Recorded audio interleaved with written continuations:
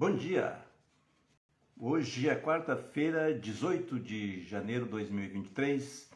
Mais uma vez estou aqui para bater um papo rápido com vocês sobre conjuntura nacional, mas hoje eu quero começar a falar com vocês sobre o assunto que vai dominar durante todo o ano no meu trabalho, no que eu desenvolvo. Vou começar a falar sobre as habilidades necessárias que um candidato tem que ter. Porque vejam, todo sucesso da campanha, absolutamente todo sucesso da campanha, não depende absolutamente da equipe. Depende do candidato. É o candidato que é responsável, em última instância, pela escolha da equipe, pela definição da estratégia, pela definição do orçamento, pela definição do projeto, pelo perfil, enfim. O candidato é responsável por absolutamente tudo. Portanto, é necessário que ele tenha algumas habilidades. Se ele não tiver essas habilidades, ele tem que buscá-las, tem que entendê-las, no mínimo saber como elas funcionam, para que ele possa ter alguém ao seu lado fazendo isso, certo? Portanto, é um universo extremamente aberto, longo, né? Porque podemos listar aqui só na questão do perfil, por exemplo, nós podemos analisar aí 5, 6 perfis de candidatos, isso num universo pequeno. Na questão do marketing, nós podemos, enfim, definir linhas e linhas de marketing, como é que será construído, do ponto de vista prático, de onde se começa, como é que se treina, como é que se constrói as reuniões, como é que se constrói os seminários, como é que se comunica com a imprensa profissional, como é que se comunica com os sites, como é que faz as lives, enfim, todos esses requisitos são necessários para que a gente possa fazer uma campanha profissional. Deixa eu colocar aqui o fone.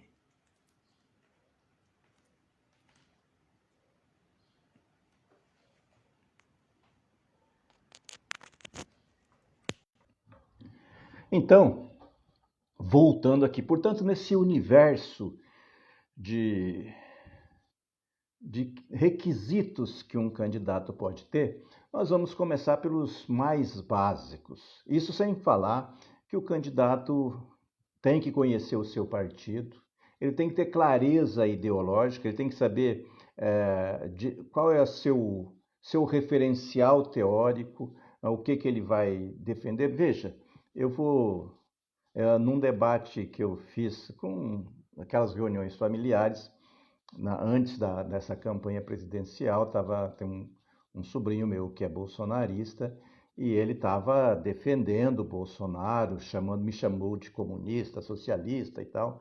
Aí eu perguntei para ele, mas você é contra o 13º salário? Ele é empregado. Eu não. Falei, você é contra a saúde pública e gratuita? De jeito nenhum. Você é contra a escola pública? Mas claro que não. Então você é comunista na sua visão. Não, não sou. Não sou porque eu sou contra a ideologia de gênero. Eu falei para ele, mas e o que é ideologia de gênero? Aí ele se enrolou e não conseguiu me explicar o que ele entendia por ideologia de gênero. Estou dizendo isso porque você tem que ter clareza do seu referencial teórico para você poder defender as questões que você vai defender, os debates que você fará. Você vai ter que ter clareza desses referenciais e por onde que ele vem, da onde eles vêm, para onde eles surgem. Se você não tiver segurança, se você for misturar os diversos referenciais, se você for misturar religião, o seu referencial ideológico for a religião, por exemplo, você vai em vários debates, você vai ficar encurralado quando for debater a ciência pura. Tá? Se o seu referencial for limitador, se a sua religião te limitar nessas questões, eu diria, mais do mundo, certo? Portanto, essas habilidades, elas podem ser construídas no dia a dia, elas podem ser treinadas, elas podem ser estudadas, elas podem, enfim, Essas habilidades você pode buscá-las para você se construir. Nenhum candidato nasce pronto. Nenhum candidato nasce pronto. E outra coisa, nenhum candidato ganha sozinho, seja ele rico, seja ele pobre. Se for rico, ele vai contratar sua equipe, vai ter a fidelidade pelo pagamento. Se for pobre, você vai construir sua equipe a partir do debate das suas posturas, da sua posição ideológica e da sua capacidade de aglutinação e convencimento ao seu redor e das pessoas que partilham do mesmo sonho que você, certo? Essas são eu diria que são habilidades necessárias. Ou seja, é um desafio muito grande. E um dos desafios que você precisa ter clareza de em qual mundo você está, é o sistema, como é que funciona o sistema eleitoral. O sistema eleitoral ele não é só a urna eletrônica, não é só o TSE, tem toda a cadeia que desce até, a cadeia de organização que desce até o eleitor comum. Tem desde o voluntariado que vai para as mesas, tem os partidos políticos, tem as entidades que fiscalizam o sistema eleitoral, e tudo isso você precisa minimamente entender como funciona. Você tem que entender como é que funciona um partido político e quais são as obrigações do partido, como é que ela se relaciona internamente, como é que ela aceita o filiado, quais os deveres e os direitos do filiado dentro do partido, enfim. É uma enorme teia que você precisa dominar. Eu costumo dizer sempre que eleição e candidatura não é para amador. Não é. Se você não entender, se você não dominar esse mundo, você não tem a mínima chance de sucesso. Ou se você não conseguir construir relações, se você não conseguir construir relações sociais, econômicas e políticas, você não tem chance nenhuma de, de vitória desse processo. Porque o partido, o nosso sistema eleitoral, ele pressupõe primeiro que você tenha uma densidade social, que você tenha um trabalho, que o seu nome seja referendado por um determinado grupo da sociedade, por um determinado grupo econômico, que você vai ter que ter um apoio econômico, ou pelo menos, se você não vai ter o apoio, você vai defender esse segmento econômico e você vai ter que ter uma estrutura política por trás. São as questões, eu diria, fundamentais numa campanha política. Para você entender como funciona esse sistema eleitoral, nós podemos voltar atrás agora e analisar o que tem acontecido nos últimos dias no Brasil e na última campanha. Houve um candidato que questionava o sistema eleitoral e que desencadeou em toda essa balbúrdia que nós estamos vivendo, e tinha um outro candidato que confiou nesse sistema eleitoral, não questionou, já ganhou várias eleições dentro deles. Veja uma coisa, você acha, aqui comigo, se esse sistema fosse possível fraudar, se o Lula teria ganho a eleição em 2002, pode ser que você não tenha nascido, não conseguia acompanhar a política, se fosse muito jovem em 2002, mas em 2002 havia um medo terrível na sociedade. Teve artista da Globo que gravou propaganda dizendo que tinha medo da vitória do Lula. A Globo foi desde o início contra a candidatura do Lula. O sistema, eu diria que da imprensa oficial, os grandes grupos da imprensa faziam campanha velada contra o PT. Se fosse possível fraudar aquela eleição, com certeza o José Serra seria presidente. Ele era o candidato do Fernando Henrique, que tinha unificado toda a direita, centro-direita em torno do seu governo. O Marco Maciel era um representante que vinha da ditadura no PFL, que era o vice do Fernando Henrique, tinha unificado todo o establishment da política e da sociedade brasileira. Se houvesse condição de fraudar, com certeza aquela eleição Lula não ganharia. E ele ganhou uma, ganhou duas, elegeu a Dilma, reelegeu a Dilma, e para tirá-la foi necessário toda aquela articulação do golpe para poder tirar. Portanto, você precisa conhecer, precisa confiar nisso.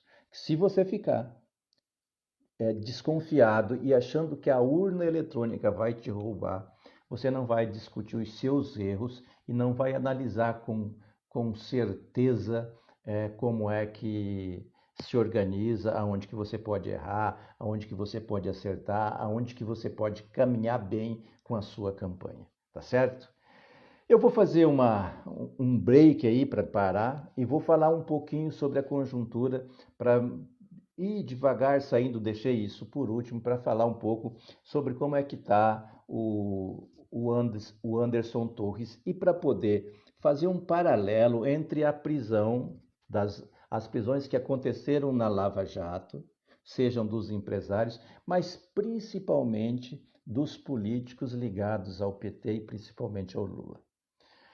Vocês se lembram que o Zé Dirceu foi preso, que o Delúbio foi preso, que o João Vacari foi preso, que o Lula ficou 580 dias.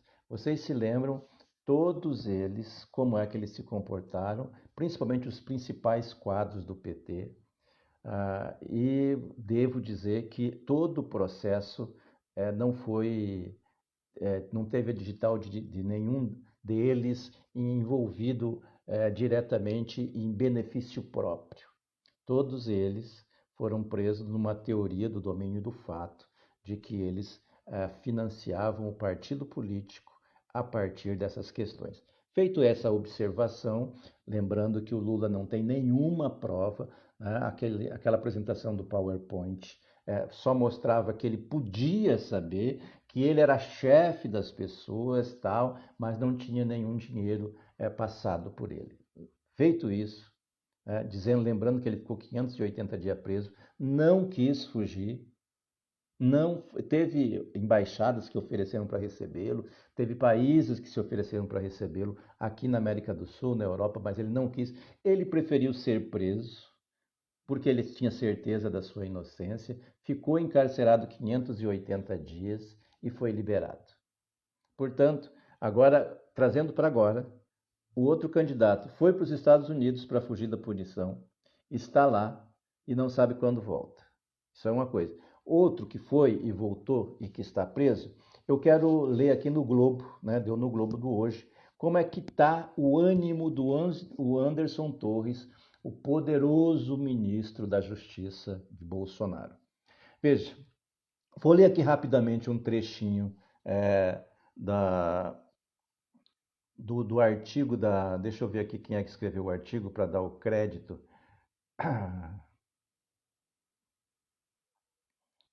Paola Serra, de Brasília. Ela escreve aqui que o ex-ministro da Justiça, Anderson Torres, recebeu ontem a visita de uma psicóloga no 4º Batalhão da Polícia Militar em Brasília, onde está preso por suspeita de ter facilitado os ataques golpistas de 8 de janeiro. De acordo com pessoas próximas, ele não tem conseguido superar o abatimento desde que foi informado sobre a ordem de prisão da qual foi alvo, determinado pelo ministro do Supremo, Alexandre de Moraes. Interlocutores que mantiveram contato com o ex-ministro nos últimos dias o descrevem como abalado e angustiado. Profissional da Secretaria de Saúde do Distrito Federal, a psicóloga se encontrou com o ex-ministro na cela em que ele está alojado no batalhão. Além dela, Torres recebeu a visita de seu advogado Rodrigo Roca. Há a expectativa que o ex-ministro preste depoimento nos próximos dias, possivelmente de hoje. Se ele se perguntou para as pessoas próximas dele, o que eu fiz de errado? Por que eu estou preso? Isso explica que essas pessoas, todas que foram, elas acreditam que elas estão corretas.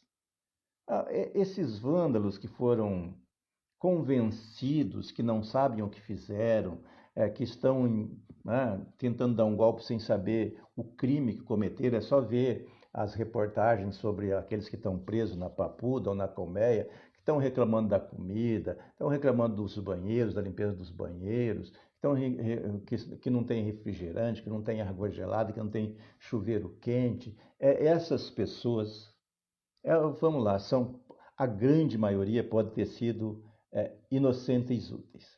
Mas pessoas como Anderson Torres, que produziram a minuta do golpe, que estava sob seus cuidados, sob sua responsabilidade, que organizaram todo essa militância, todo esse discurso de ódio contra o sistema, eles, quando são pegos, eles não acreditam que eles foram presos e acham que não fizeram nada de errado. Mas quando são pegos, eles não resistem a 3, 4 dias sozinhos esperando o interrogatório. Eu posso dizer para vocês, quando eu era presidente do sindicato, eu tinha empregado um uruguaio, eu não sabia que ele era ilegal, e depois de uma greve que houvera, eu fui convidado pela Polícia Federal, vieram me buscar, eu fui escoltado na viatura, ladeado por cada lado de um policial federal, que não falavam absolutamente nada, um silêncio terrível.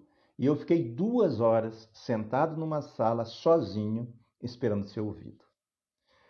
Posso lhes garantir que foram as 2 horas mais longas daquele período que eu já vivi. Não sei se eu passei uma angústia maior que aquela. Porque eu não sabia do que estava sendo acusado, não sabia o que tinha feito. Eu tinha acabado de fazer uma greve, mas greve já era direito legal naquele período, não era mais proibido. Foi pós-constituinte de 88. Até que veio o delegado e perguntou para mim da identidade do rapaz, se eu sabia. Enfim, fez todas as perguntas, eu respondi todas e fui liberado. O Anderson Torres vive essa angústia agora, 3, 4 dias. Isso é técnica de interrogatório. Ele, que é delegado da Polícia Federal, devia saber disso. Portanto, ele está pagando com a mesma moeda que ele conhece, que ele sabe como se tramita, mas que agora é a vez dele ter que responder os pecados que ele possa ter cometido. Tá certo? Obrigado. Hoje foi um pouco mais longo, mas amanhã a gente volta com mais um bate-papo sobre as habilidades necessárias para um candidato e também com um toquezinho da conjuntura nacional. Falou? Um abraço, até amanhã, se Deus quiser.